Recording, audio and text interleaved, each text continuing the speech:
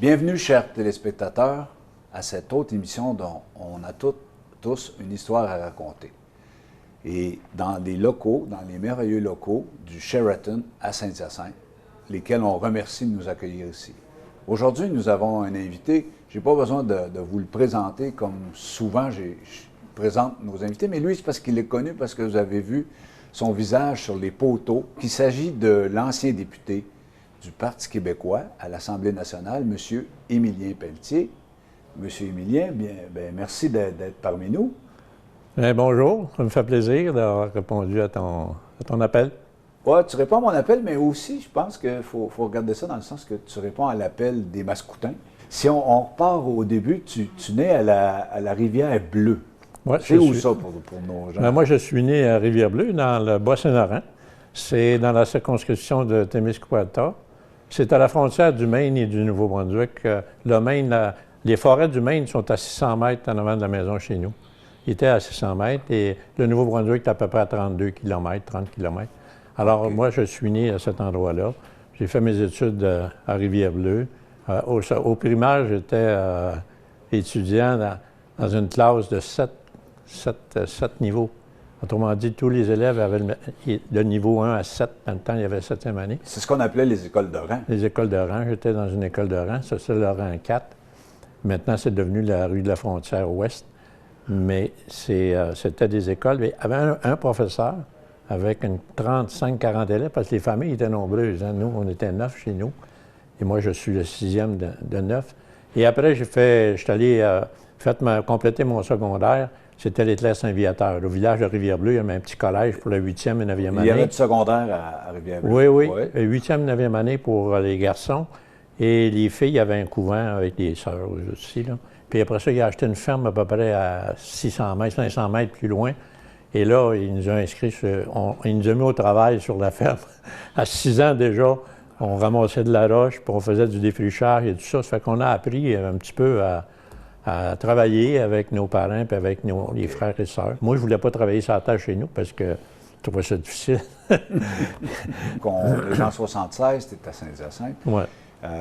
La politique. Tu m'as parlé de ton père. Ton père est un organisateur politique. C'est ça. Mon père est organisateur politique.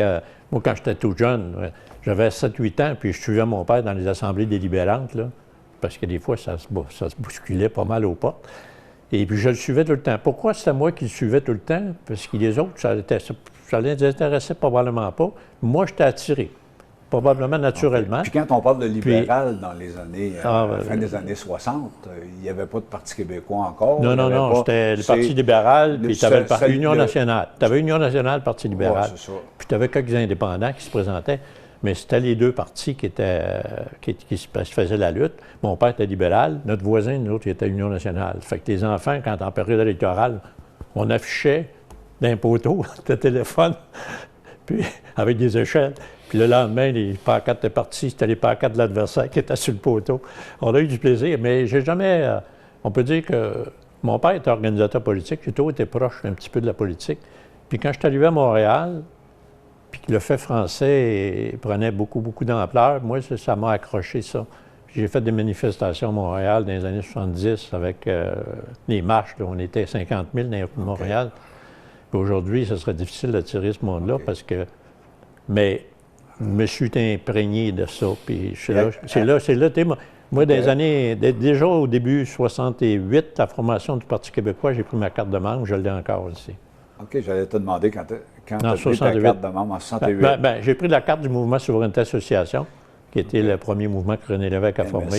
Après ça, j'ai pris la carte du parti, puis je l'ai toujours gardée depuis. Alors, on ne peut pas dire que j'ai changé de parti beaucoup, parce que le parti a évolué, et dans le temps, puis comme de raison, moi, ça faisait c'était mon chemin de vie, mon orientation, ça venait chercher mes tripes, c'était ma passion, puis j'ai resté passionné. Puis encore aujourd'hui, je suis encore impliqué en politique. Puis avant de penser à devenir un candidat aux élections, tu es impliqué dans le parti. Oui. Écoutez, moi, regarde, quand j'ai quitté Hydro-Québec en 1997, mais depuis... depuis 70 que je faisais de la politique, en intérieur d'Hydro même, là, puis à l'extérieur. J'en faisais. Moi, je me cachais pas, là. J'étais pas un hypocrite qui disait, bon, ben moi, je parle pas de politique au travail, puis j'en parle juste à l'extérieur. Puis moi, j'en parlais partout, la politique, au travail, à l'extérieur. Quand en 97, j'ai quitté, j'ai fait toutes sortes de petits travaux avec mes amis, on allait aux pommes, mais en 2000, Gérard Dupré m'approche et dit, mais Émilien, ça te tenterait-tu de me remplacer comme conseiller municipal à Saint-Hyacinthe? Puis il dit, moi, je ne me représente pas à la prochaine élection. Bien là, j'ai dit, en l'an 2000, j'ai dit, ben oui, ça m'intéresse. Je parlais à mon épouse, je parlais à mes enfants, mes petits-enfants. Ils ont dit, ben oui, papa, t'aimes ça la politique. Fait que je me suis présenté à la place de Gérard Dupré en l'élection de 2000. Dans le quartier d'Ouville. Oui, j'ai été élu en 2000 pour le quartier d'Ouville, mais je demeurais dans le district Hertel. Puis je me suis fait élire dans le district d'Ouville, mais c'est parce que les loisirs, ça regroupait. Puis j'étais impliqué, moi, au loisir d'Ouville, dans le quartier d'Ouville. J'étais déjà impliqué au Club optimiste d'Ouville, qui emmenait large aussi dans le coin. Puis j'avais beaucoup d'associations là, que je m'occupais. Fait que quand je suis arrivé, je me suis fait élire par acclamation parce qu'il n'y avait pas d'adversaire. Puis la deuxième élection, je me suis fait réélire par acclamation. Puis la troisième, bien là, à ce moment-là, j'avais un adversaire que ça c'était en 2008, pas en 2008, l'élection de 2007, parce que au municipal, j'ai eu une belle expérience de vie parce que je suis rentré, on est proche des citoyens du quartier. Les problèmes des citoyens, les problèmes de base, là, ils t'appellent chez vous, tu n'as pas de bureau comme un député, tu t'appelles chez vous pour aller régler les problèmes. J'ai vécu beaucoup de problèmes, puis j'ai vécu beaucoup de satisfaction aussi avec les citoyens, mais c'est certain que moi, je vibrais, là, en politique, j'étais au vibré, et puis j'essayais de rendre des services pour lesquels j'étais payé pour faire aussi comme conseiller municipal, malgré qu'on n'avait pas un salaire. Et ça, comment tu verras ça? Parce qu'on va en politique pour différentes raisons. Il y a des gens qui y vont pour... c'est péjoratif, là, mais un power trip. D'autres, c'est pour rendre service aux citoyens. D'autres, c'est pour des objectifs, des principes de vie. Toi, ça serait quoi? Ben moi, écoute, je suis allé en politique, premièrement, je défendais la souveraineté du Québec à mon image. Puis je me dis, si je m'implique au municipal, je vais pouvoir influencer aussi les électeurs, puis les gens qui sont élus, les élus municipaux, parce qu'il ne faut pas oublier que dans les années 2000, il y a beaucoup de maires qui se prononçaient pour des partis politiques, tu sais. Puis moi, je me dis, si les maires doivent se prononcer, pourquoi qu'un conseiller ne pourrait pas? Fait que je me suis présenté en politique, oui, pour servir ma communauté, mais j'avais aussi l'aspect politique provincial puis national, tu sais, au fédéral. Mais je suis toujours occupé des élections fédérales aussi, là, tu sais, puis des élections provinciales. Et puis, ça m'attirait aussi. Mais moi, je n'avais pas peur de m'afficher même Quand je me suis fait élire conseiller municipal, les gens de mon quartier, ils savaient que j'étais péquiste. Ils savaient que j'étais impliqué en politique. Mais ils ont dit, c'est un gars qui est capable de nous servir. J'étais capable de faire la part des choses, tu sais. Quand je travaillais avec un citoyen, là, il n'y avait pas de couleur politique. Puis quand j'ai été élu député en 2008 pour le Parti québécois, quand les gens rentraient dans mon bureau, là, il n'y avait pas de couleur politique, puis c'est normal aussi. Tu représentes tous les citoyens. Tu es élu pour représenter tous les citoyens. Et cet aspect-là, moi, je l'ai toujours respecté, puis j'ai toujours respecté ça. Mais quand tu deviens en 2008, tu te présentes au Parti québécois. Oui, ça, c'était une... Mais est-ce qu'il y avait eu une investiture avant? Il y a eu une investiture, oui. Mais on a eu de l'investiture, nous, de l'élection était déclenchée. On avait 6 jours de passé. Tu n'avais pas d'adversaire à l'investiture? Il y a eu un adversaire. J'avais un adversaire en 2008, mais ça n'a pas... L'adversaire, il y en a un qui s'est prononcé, c'est qu'à un moment donné, je vais te dévoiler un secret, un scoop aujourd'hui.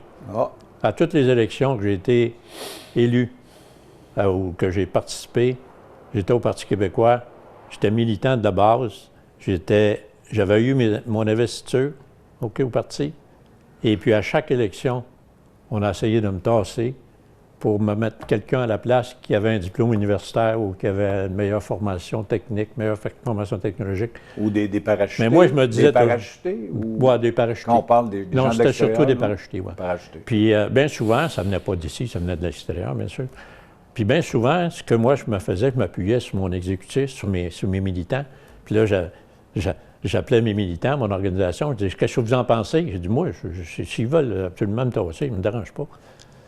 Non, non, non, non, tu restes là, c'était notre homme, puis c'est ci. Fait que moi, j'ai toujours suivi le mouvement, puis à chaque fois, ça se réglait au bureau de, on peut dire, ça se réglait au bureau de la chef du parti.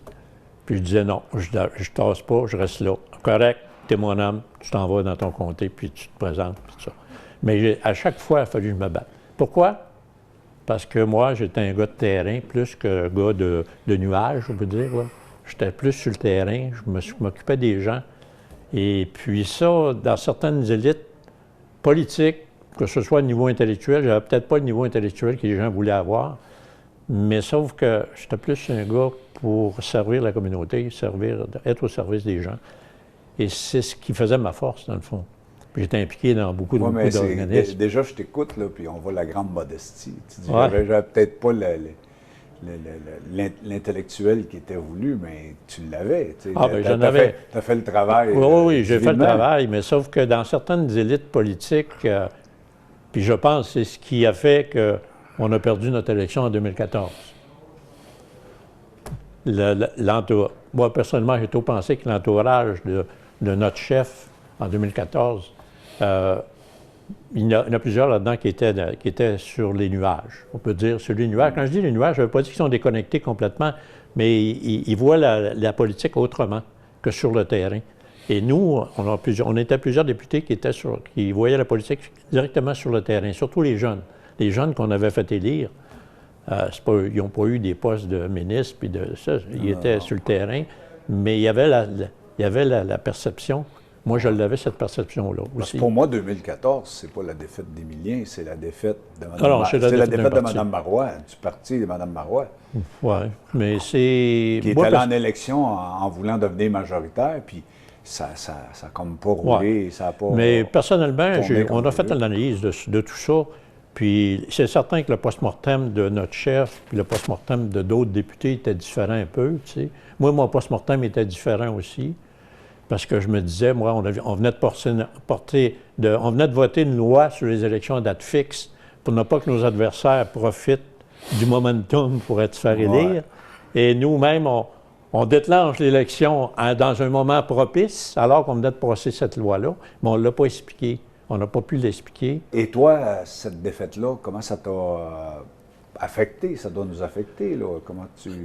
c'était ta première défaite? Bien, c'est sûr que c'était ma première défaite, puis je ne m'attendais pas d'être battu par la députée actuelle là, qui est dans le comté. Mais il reste une chose, c'est que le soir de l'élection, j'étais très, comment je dirais ça? Je suis parti de chez nous avec ma femme puis mes enfants, puis ceux qui étaient... Puis on est allé rencontrer les militants. Et puis, je suis arrivé là très, très serein. Et puis, j'ai dit, écoutez, quand on se lance en politique, on peut gagner, mais il faut s'attendre aussi de perdre. Alors, j'ai dit, moi, j'ai perdu ce soir. Puis là, j'ai remercié les bénévoles qui ont travaillé avec moi. J'ai remercié ceux qui m'avaient appuyé pendant tout ce temps-là, depuis quand même 2008, aller jusqu'en 2014. Mais j'ai dit, la population a décidé autrement, puis c'est ça, la démocratie, il faut l'accepter comme ça. Puis par après, bien, j'ai continué à faire de la politique quand même. Je suis resté actif, moi, au Parti québécois. As-tu eu une longue amertume? Ah non, pas du tout. Pas du tout. Parce que c'était souvent bien, on a eu, jusqu'à temps qu'on fasse le post-mortem, nous autres, de l'élection dans Saint-Hyacinthe, on voulait savoir ce que nos organisateurs pensaient, ce que ça pensait. Bien, écoutez, les gens ont dit, il y a eu quand même un mini-blitz, un mini-blitz de la CAQ quand même, dans Montérégie surtout. Parce qu'on a cherché quand même plusieurs députés. Il y en a qui sont restés. Ceux qui étaient peut-être plus populaires, plus présents, je ne sais pas. Mais il y en a qui sont restés. Et ici, on a un milieu rural, plus conservateur, peut-être, je ne sais pas, plus... Puis ils ont décidé, eux autres, qu'ils allaient plus... Les campagnes rurales ont décidé qu'ils allaient plus vers la CAQ.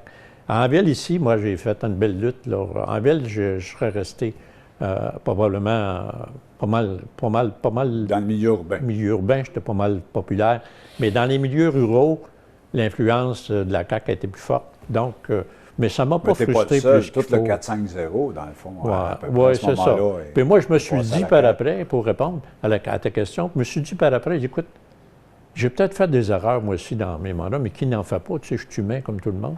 J'ai dit, j'aurais peut-être dû aller voir plus les villages, les gens dans les municipalités. J'y allais 2-3 fois par année, mais c'était pas assez, tu sais.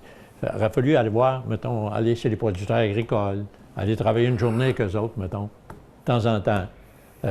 Pas travailler, mais voir ce qui se faisait dans le milieu. Puis là, tu ramasses leur point de vue. Mais je le faisais indirectement, mais c'était peut-être pas suffisant. Je me suis remis en question sur ce côté-là. Mais ce que je trouve beau de toi là-dedans, parce que tu avais gagné 3 élections municipales. Oui, c'est ça. Et là, tu avais gagné 2 élections provinciales. Donc, tu étais 5 en 5. Et là, tu arrives 5 en 6. Tu étais capable de relativiser. Absolument. D'arriver et de dire, ben moi, j'étais à 83 Tu n'as pas vu ça comme une... Tu as vu ça comme ton expérience politique, à plus de 80 tu as gagné. Tu étais capable, on dirait, tu étais capable par après. Oui, mais écoute, c'est sûr, faire une analyse réflexive. C'est sûr que il reste que moi, je suis un démocrate. Donc, la démocratie, pour moi, c'est important. Alors qu'un vote, ça compte. Un vote, c'est un vote. Qu'on me dise, moi, que lui, il n'a pas le droit de vote, puis il a voté quand même, c'est correct.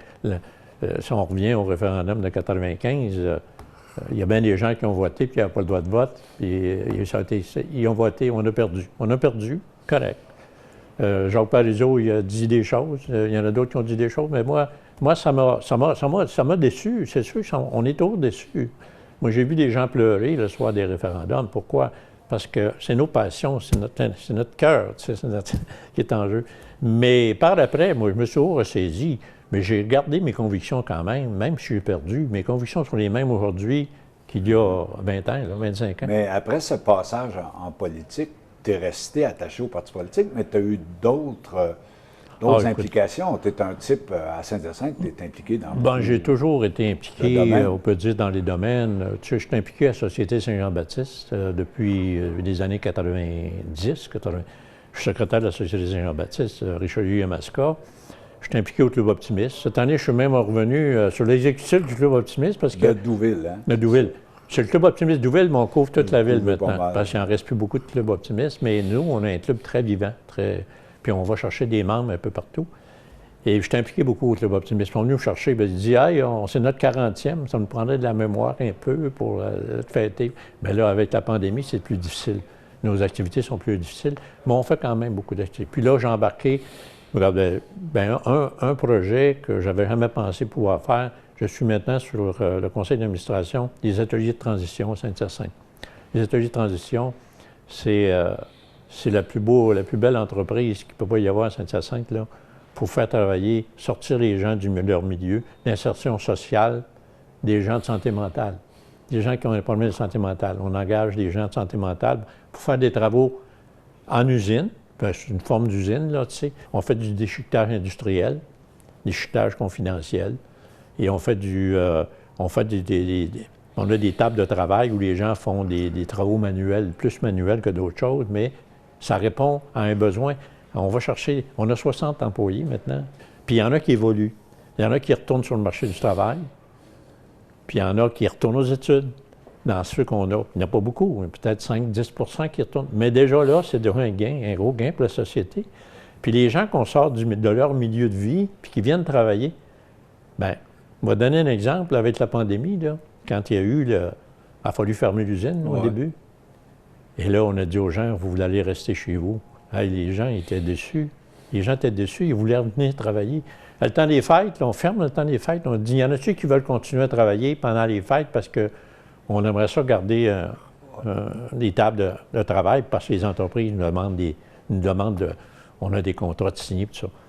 Et tout le monde lève la main. Ils veulent tous travailler, tu sais, le temps des fêtes. Pourquoi? Parce que ces gens-là, quand ils sont chez eux, sont un petit peu isolés. Mais quand ils sont en groupe, ils sont plusieurs ensemble, en usine. Tu dis, ouais, c'est le fun, l'ambiance qui existe, c'est super. Et un fait qui reste depuis le début de l'entrevue, c'est cette espèce de passion de servir, ça reste présent chez toi. Ah, moi, j'ai toujours été... Là, tu t'occupes des gens handicapés, puis c'est comme si c'était tes enfants, là. Non, bien écoute, d'ailleurs, je peux lever mon chapeau, ça va revenir un petit peu à politique, parce que quand j'ai été élu en 2008, la première chose que Pauline Marois a fait, sais-tu ce qu'elle a fait? Elle a regardé mon pedigree, elle a dit, toi, tu vas t'occuper de toutes les associations de personnes handicapées au Québec. J'ai fait la tournée provinciale de toutes les associations de personnes handicapées.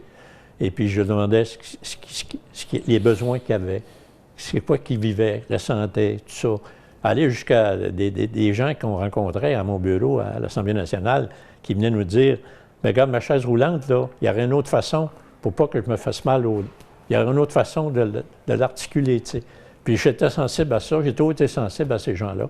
Puis quand je suis arrivé à Saint-Hyacinthe, ben, j'étais un petit peu dans ce milieu-là aussi. Je vais toujours continuer, là. Tant que je vais être capable de rendre service parce que ça m'apporte plus à moi que ce que moi je fais comme effort.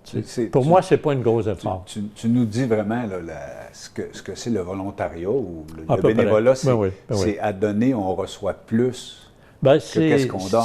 En tout cas, moi, c'est comme ça que je me sens quand je reviens chez nous. Après avoir été, mettons, visiter les ateliers, après avoir été faire une activité avec les clubs optimistes, après avoir, au tournoi de baseball moustique ou même au tournoi de hockey, puis oui, j'ai toujours été bénévole. Même quand j'étais député, là, je continuais au tournoi puis oui. Je continuais d'être bénévole au tournoi de baseball moustique l'été. Je continuais avec les optimistes aussi, un peu moins présents, mais je continuais quand même parce que je trouvais que c'était important. Tout simplement. Donc, on peut dire qu'il y a 45 ans, quand tu es arrivé à Saint-Hyacinthe, s'il y en avait qui te snobaient, comme les mascoutins qu'on dit de l'époque, mais est-ce qu'on peut dire que Saint-Hyacinthe a été gagnant dans ton arrivée? Bien, moi, j'ai été gagnant. En toute modestie. Non, mais moi, j'ai été gagnant d'arriver à Saint-Hyacinthe aussi, parce que j'ai eu ma première maison, on peut dire, avec mes enfants. Je me suis fait beaucoup d'amis à Saint-Hyacinthe. Et puis, comme de raison, j'ai beaucoup d'expérience avec les groupes communautaires. J'ai connu la plupart des gens qui travaillent dans les organismes communautaires.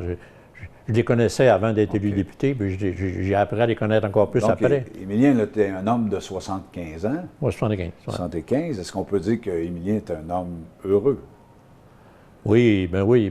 Je suis un homme heureux, passionné, mais je suis toujours un homme inquiet. Inquiet de ne pas en faire assez, inquiet de ne pas aller assez loin, inquiet des fois de ne pas rendre assez le service que je devrais rendre. Mais il reste une chose, je suis quand même paisible. J'ai ma famille. Ma grande famille. J'ai mon épouse, j'ai mes sports. Je fais beaucoup de sport aussi. Là. Je t'ai croisé souvent courir aux Salines. Je fais encore mon jogging régulièrement depuis. J'ai commencé à faire du jogging, j'avais 30 ans, 35, 34 ans, 30 ans. Puis j'ai toujours continué d'en faire, mais pas exagérément. J'ai quand même fait des marathons. J'ai fait 6 marathons. J'en ai terminé 5. Il y en a un que j'ai fini en marchant parce que j'étais blessé. Mais je l'avais commencé blessé, puis j'ai fini. Et j'ai toujours continué à faire du jogging pour garder la forme, Même comme député, mais j'en faisais moins. Là, depuis que je suis en retraite, depuis 2015, de 14-15, retraité de la politique, je fais plus de jogging, j'en fais plus. Là, les gens disent « Ouais, mais arrête d'en faire, tu vas te blesser au dos, tu vas te blesser aux jambes. » J'ai jamais eu mal aux genoux. Puis j'ai mal un petit peu au bas du dos, mais ça, c'est de l'arthrite, c'est de l'arthrose, je ne sais pas trop. Mais si on s'arrête à ça, on ne fera rien. Le fait que je fasse du jogging, ça me garde en forme.